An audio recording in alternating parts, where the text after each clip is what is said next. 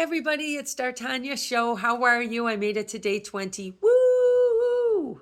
So that's 19 days straight. I know I didn't start on the first of the year, but my channel is about doing daily devotionals that lead you away from fear and closer to love.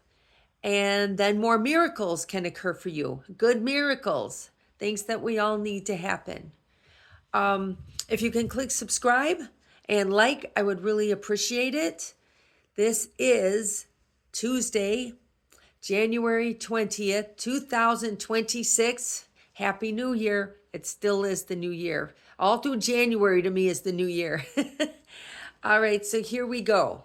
Now, I wanted to go back to the introduction of this book that I do like to read from. It's Marianne Williamson's A Year of Miracles, excuse me.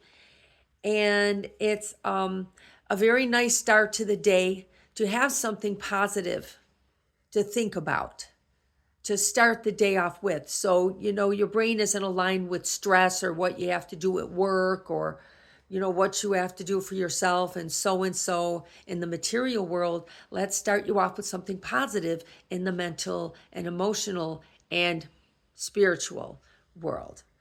So here we go. I'm going back to the beginning, to the introduction. So the purpose of this book is to help, guide your thinking to the thoughts of love to break the chains of fear. One moment, one situation, and one thought at a time. Always remember to give thanks for what's around you. Don't ever take it for granted. I know you've heard the words a million times, but truly, make sure you take a look around you and be happy instead of going, oh, my stuff's so old and tattered, or oh, this is just a terrible existence I live because I don't have this. There's so many people that are out there living in the street right now that don't know where their next meal is coming from or where their next outfit is going to come from or if they're going to be warm enough tonight. So let's think about how lucky a lot of us are instead of criticizing what we don't have. Look at what you do have and be happy about it. Okay, and here's another thing. Our mind is the cause and the world is our effect. That's another thing that she brings up in this book, which is pretty amazing. So the things that you're thinking in your mind, if they're negative, and if you got a lot of people thinking that way, then the outside world is going to reflect that. But the good news is we can change it. If more people start thinking positive, throughout the day, then the world on the outside is going to change for the better. So that's what I'm trying to do here. So let's see. Okay, let's get to day 20. All right, here we go. There it is. Reflection on the promise of the present. The eternal self dwells in eternity, and eternity intersects linear time at only one point, the present. Okay, so this is physics. Who you are in this moment, therefore, is who you truly are. Wow. And who you are is love itself. From that essential point of perfect being, created anew by our higher power. In every instant, miracles flow naturally. So love interrupts the past, if you're dwelling in it. I know I have that problem. And opens the future to new probabilities. No matter who you are, no matter how young or old, you are in the present.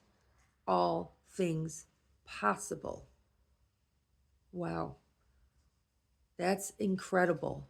When you combine that with like day 13, which was atonement, and day 17, which is about love itself being the solution to everything, it makes so much sense. It's amazing how we get lost in this world, this material world, and we stress and start thinking, ruminating negative thoughts.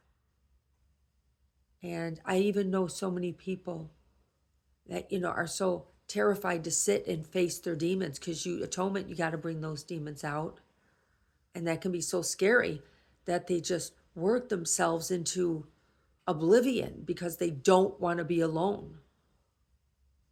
They don't want to stand still for any moment of time, not until their head is ready to hit the pillow, because then they might have to look at themselves and face the stressors that are going on in their lives and the demons that are within them that they need to bring out. So remember, I'm going to segue for 1 second. I got to a point where I actually like facing my demons. And it can be scary, but I like facing them now. Before, I used to escape them. I didn't realize that I was doing the things I was doing to escape what was going on inside, the turmoil and the darkness. I actually just thought, I'm working my tail off. I'm making a lot of money. I'm going out and I'm having fun. And that's what I'm supposed to be doing. And that I was lying to myself without, again, being in denial. I didn't know it.